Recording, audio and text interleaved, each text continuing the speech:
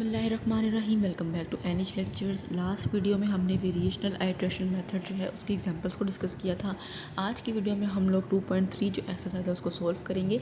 यहाँ पे हमारे पास जो इक्वेशन है वो फ्रेडहाम इंटीग्रल इक्वेशन है और इनको हमें सॉल्व करना है with the help of variational iteration method. यहाँ पे कुछ बातें जो है मैं पहले क्लियर कर दूँगी। हमने इस मेथड को किस तरह से सॉल्व करना है। पहला स्टेप हमारा क्या होता है कि हमने जो है अपने कर्नल को सेपरेट करना है, ये पहला स्टेप हो गया। सेकंड स्टेप ये होता है हमने कि अपनी इक्वेशन का जो है वो डेरिवेटिव लेना है। तीसरा स्टेप हमारा ये है कि हमने करेक्शनल फंक्शन जो फार्मूला है उसके अंदर अपनी वैल्यूज पुट करनी है, हमारे पास आंसर जो है वो ईजिली आ जाएगा। तो आपने इन तीन बातों को अपने जहन में रखना है। हमारे पास जो क्वेश्चन नंबर 1 है, इक्वेशन जो है वो इस तरह से है। कर्नल हमारे पास यहाँ पे x और t है। अभी हमने लास्ट वीडियो में डिस्कस किया था कि जो कर्नल होता है इसके 2 पार्ट्स होते हैं। जो x वाला पार्ट होता है उसको हम लोग g ऑफ x बोलते हैं और जो t वाला पार्ट होता है उसको हम लोग h ऑफ t बोलते हैं। तो x वाला पार्ट चूँकि जो है वो कांस्टेंट है, इंटीग्रेशन साइन से बाहर आ जाएगा, उसको हम लोग सेपरेट कर देंगे और t वाला पार्ट जो है वो अंदर इंटीग्रल के साइन के रहेगा। हमने पहला स्टेप कर्नल को सेपरेट करने वाला वो कर लिया है। सेकंड स्टेप हमारा होता है कि हमने अपनी इक्वेशन को डिफरेंशिएट करना है। डिफरेंशिएट करेंगे ऑन बोथ साइड, तो u डैश ऑफ x आ जाएगा। x क्यूब जो है वो उस पर पावर लगेगा, 3x स्क्वायर आ जाएगा, -1/5x। इसका जो डेरिवेटिव होगा वो -1/5 होगा। यहाँ पे हमारे पास जो x मौजूद है, इस x का डेरिवेटिव आपके पास 1 आ जाएगा। 1 इस इंटीग्रेशन से मल्टीप्लाई होगा तो आपके पास इंटीग्रेशन वापस आ जाएगी। तो ये हमने इसका डेरिवेटिव भी ले लिया, हमारा सेकंड स्टेप जो है वो भी कंप्लीट हो गया। अब थर्ड स्टेप क्या है कि हमने अपने करेक्शनल फंक्शनल फार्मूले के अंदर वैल्यूज पुट करनी है। अब जिस इक्वेशन को हमें सॉल्व करना है उसमें डेरिवेटिव इन्वॉल्व है। हमारे पास डेरिवेटिव इन्वॉल्व है इस इक्वेशन के अंदर। इसका मतलब कि हमें इसको सॉल्व करने के लिए कोई ना कोई इनिशियल कंडीशन भी चाहिए होगी। उसको हम किस तरह से फाइंड करेंगे कि अपनी दी हुई इक्वेशन के अंदर हम लोग जहाँ जहाँ x है वहाँ पे 0 पुट कर देंगे, हमारे पास इनिशियल कंडीशन जो है वो 0 आ जाएगी। यहाँ पे 0 पुट करेंगे 0 आ जाएगा, यहाँ 0 पुट करेंगे तो भी 0 आ जाएगा। उसके बाद जो हमारे पास इनिशियल कंडीशन निकलेगी वही हमारे फर्स्ट कंपोनेंट यानी कि u नॉट ऑफ x की वैल्यू होगी। अब u नॉट ऑफ x की वैल्यू का आप लोग डेरिवेटिव लेंगे, क्योंकि जो हमारा करेक्शनल फंक्शनल फार्मूला है उसके अंदर हम लोगों ने डेरिवेटिव वाली वैल्यू भी पुट करनी होती है अपने कंपोनेंट की। तो यहाँ पे इसका डेरिवेटिव लेंगे, 0 कांस्टेंट है, उसका डेरिवेटिव भी 0 आएगा। उसके बाद आपने यहाँ पे अपना फंक्शन ऑफ x देखना है। अब वो वाली टर्म जो इंटीग्रल पार्ट से प्लस या माइनस हो वो हमारे पास फंक्शन ऑफ x होता है। तो यहाँ पे ये दोनों टर्म्स जो है वो हमारे पास फंक्शन ऑफ x है। ये मैंने यहाँ पे एज इट इज़ लिख दिया, ठीक है। अब हमने फंक्शन ऑफ x का डेरिवेटिव लेना है, क्योंकि हमारे करेक्शनल फंक्शन फार्मूले के अंदर हमें यहाँ पे f डैश ऑफ xi चाहिए, ठीक है। अब xi क्या है उसको मैं आपको एक्सप्लेन करती हूँ, लेकिन पहले हमें यहाँ पे इसका डेरिवेटिव लेना है। तो यहाँ पे अगेन हम इसका डेरिवेटिव लेंगे। अब देखिए ये जो f डैश ऑफ x हमने निकाला है यानी फंक्शन ऑफ x का डेरिवेटिव लिया है, ये इन टर्म्स ऑफ x है, ठीक है। लेकिन हमने फार्मूले में जो पुट करना है वो इन टर्म्स ऑफ xi करना है, ठीक है। अब xi यहाँ पे एक वेरिएबल है जिसके अंदर हम लोग अपने करेक्शनल फंक्शन फार्मूले को जो है वो लिखते हैं या उसकी टर्म्स में इसको डिस्क्राइब करते हैं। तो हम लोग क्या करेंगे कि हमारे पास फंक्शन ऑफ x जो है या जो हमने उसका डेरिवेटिव लिया है वहाँ पे जहाँ जहाँ x है उसको हम लोग xi से रिप्लेस करके यहाँ पे पुट कर देंगे। बस g ऑफ x जो है वो हमारे पास x है, उसका डेरिवेटिव जो है वो 1 आ जाएगा। जो h ऑफ t है उसकी वैल्यू हमारे पास t है। हमने h ऑफ r फाइंड करना होता है, मतलब कि h ऑफ t में जहाँ जहाँ t आया है उसको r से रिप्लेस कर देंगे। तो यहाँ पे हमारे पास h ऑफ t की इक्वल है, तो h ऑफ r जो है वो r के इक्वल होगा। तीसरा स्टेप करेंगे जो कि करेक्शनल फंक्शन फार्मूले के अंदर अपनी वैल्यूज़ को पुट करना है। सारी वैल्यूज़ आपने फाइंड कर ली है। ये आपके पास करेक्शनल फंक्शन फार्मूला है, इसके अंदर आप लोग अपनी वैल्यूज़ पुट करेंगे। लैम्डा की वैल्यू -1 है, n जो है यहाँ पे 0 होगा क्योंकि आप लोग u1 फाइंड कर रहे हैं। तो जो u नॉट ऑफ x आपने फाइंड किया है उसकी तमाम वैल्यूज़ यहाँ पे यूज़ होंगी। तो आप सारी वैल्यूज़ यहाँ पे पुट करेंगे, इसको सोल्व करेंगे। u1 ऑफ x का आंसर कुछ इस तरह से आ जाएगा, ठीक है। उसके बाद आप लोग उसका डेरिवेटिव लेंगे तो आपके पास u1 डैश ऑफ x जो है वो इस चीज़ के इक्वल आ जाएगा। अब हमने फाइंड करना है u2 ऑफ x। तो u2 ऑफ x के लिए क्या करेंगे, दोबारा से हम लोग करेक्शनल फंक्शनल यूज़ करेंगे, लेकिन इस बार हमारे पास जो n है वो 1 के इक्वल होंगे। तो u1 ऑफ x की value, u1 dash of xi की value, f dash of xi, g dash of xi, तमाम टर्म्स वही रहेंगी। लेकिन जहाँ पे हमारे पास कंपोनेंट की वैल्यू पुट करनी है वहाँ पे जो है वो हर कंपोनेंट के लिहाज से चेंज होगा, ठीक है। जब हम 1 की वैल्यू फाइंड करेंगे तो नोट पुट होगा, जब u2 की फाइंड करेंगे तो u1 पुट होगा, जब u3 की फाइंड करेंगे तो u2 पुट होगा। अब यहाँ पे हम बस u1 ऑफ r जो लिखा हुआ है इसका मतलब है कि आपने जो u1 ऑफ x की वैल्यू फाइंड की है इसमें जहाँ जहाँ x है उसको r से रिप्लेस करके आप लोग यहाँ पे पुट कर देंगे। फिर आप इसको सॉल्व करेंगे, अपनी इंटीग्रेशन करेंगे। यहाँ पे 2 इंटीग्रेशन है, एक इंटीग्रेशन जो है वो r के रिस्पेक्ट सोल्व होगी और जो दूसरी है वो dxi के रिस्पेक्ट सोल्व होगी, ठीक है। आप लोग u2 ऑफ x की वैल्यू फाइंड करेंगे, u3 ऑफ x की वैल्यू फाइंड करेंगे। अब आप लोग कोशिश करेंगे कि हम लोग इसको जनरलाइज फॉर्म में लिख सकें, ठीक है। तो उसके लिए आपने क्या करना है, आपने देखना है कि जो हमारे कंपोनेंट्स की वैल्यूज़ आ रही है उनका पैटर्न क्या है, उनमें क्या चीज़ कॉमन है, ठीक है।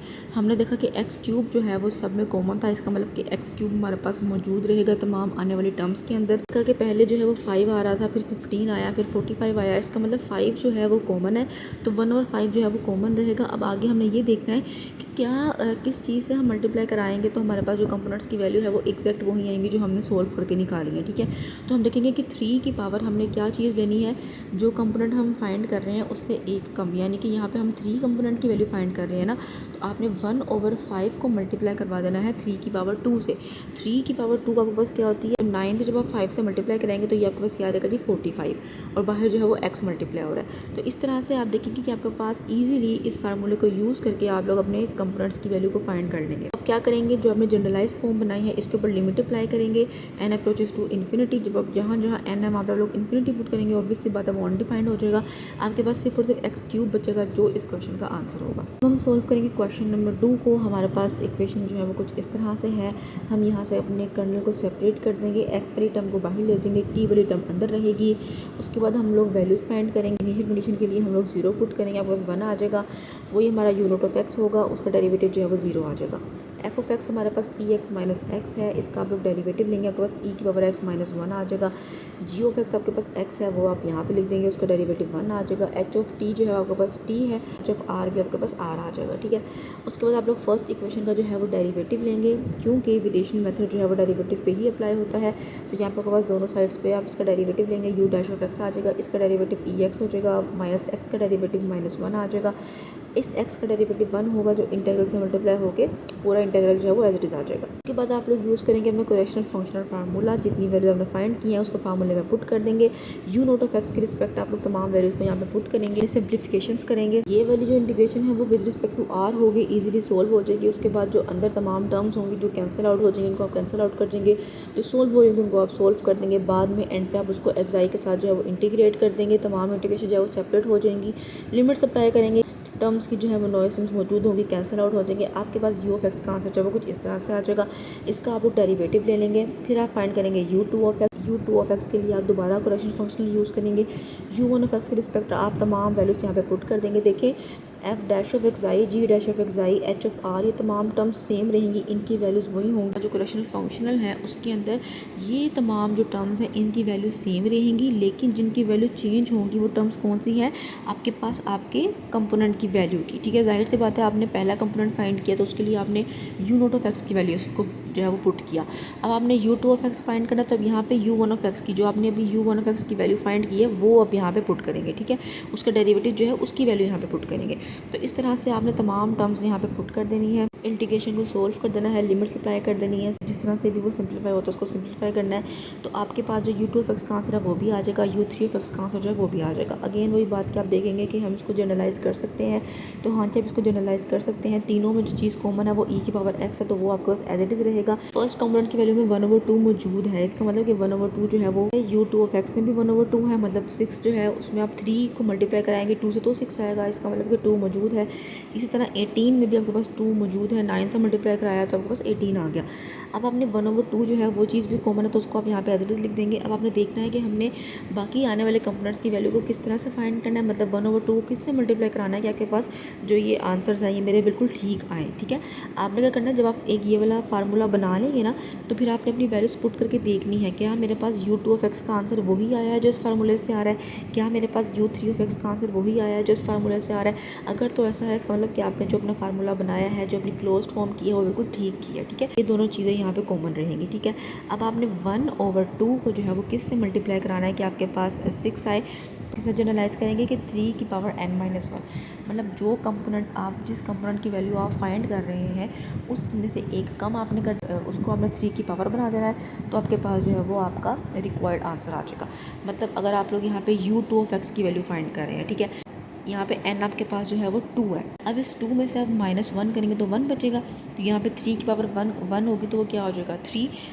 1/2 को आप 3 से मल्टीप्लाई करेंगे तो आपके पास क्या आ जाएगा जी 6x बाहर मल्टीप्लाई हो रहा है। ठीक है, इसी तरह अब आप 3 के लिए देखें कि जब आप 3 के लिए जो है वो अपना ये फार्मूला यूज़ करते हैं तो क्या ये वैलिड है, आंसर आपका ठीक आता है। 1/2 यहाँ पे आपका मौजूद है। ठीक है, आपने इसको मल्टीप्लाई किससे करवाना है, 3 की पावर n-1। यहाँ पे n आपका 3 है, 3 में से आप 1 माइनस करेंगे 2 आ जाएगा। 3 की पावर 2 आपके पास क्या होता है जी 9। ठीक है, तो आप 9 को 2 से मल्टीप्लाई करेंगे तो आपके पास 18 आ जाएगा। इसका मतलब कि आपने बिल्कुल ठीक जो है वो जनरलाइज़ किया है, क्लोज्ड फॉर्म बिल्कुल ठीक बनाई है।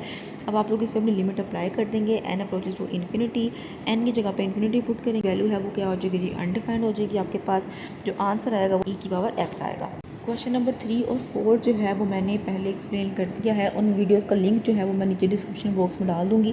आपने 3 और 4 क्वेश्चन जो है वो वहाँ से देख लेना है, ठीक है। अब हम क्वेश्चन नंबर 5 को डिस्कस कर लेते हैं। प्रोसीजर सारा सेम रहेगा आपके पास। जो अगर आपको अपने स्टेप्स की समझ आ जाएगी ना, तो आपके पास ये जो मेथड है बहुत ईजी हो जाएगा, ठीक है। पहला स्टेप हमारा क्या होता है, हमने अपने कर्नल को सेपरेट करना है।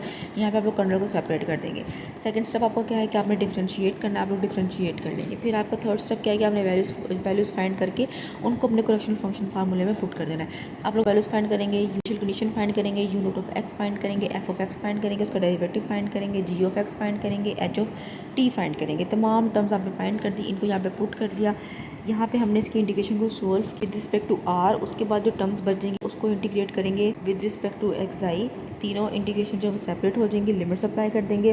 बस यू वन ऑफ एक्स का आंसर जो है वो इस तरह से आ जाएगा, ठीक है। इसका आप लोग डेरिवेटिव भी ले लेंगे। अब हमने फाइंड करना है यू टू ऑफ एक्स, तो उसके लिए आप लोग करेक्शनल फंक्शन फार्मूले को दोबारा यूज़ करेंगे, अपनी वैल्यूज़ को पुट करेंगे। यू वन ऑफ एक्स की वैल्यू ये आ जाएगी, U one dash of X I की वैल्यू आपके पास ये आ जाएगी, F dash of X I, G dash of X I, H of R, U one of R, तमाम वैल्यू यहाँ पे पुट कर देंगे। इनको जो है वो इंटीग्रेट करेंगे आर की रिस्पेक्ट, फिर एक्स आई की रिस्पेक्ट, अपनी लिमिट्स पुट करेंगे, सिंप्लीफाई करेंगे, तो आपके पास आंसर जो है वो कुछ इस तरह से आ जाएगा। अगेन वही बात कि आप इसको जो है वो क्लोज्ड फॉर्म में बनाएंगे, फिर अपनी लिमिट अप्लाई करेंगे। N approaches to infinity, N वाला जो पार्ट है वो अनडिफाइंड हो जाएगा। आपके पास सिर्फ और सिर्फ ई की पावर एक्स बचेगा, यही आपका आंसर होगा।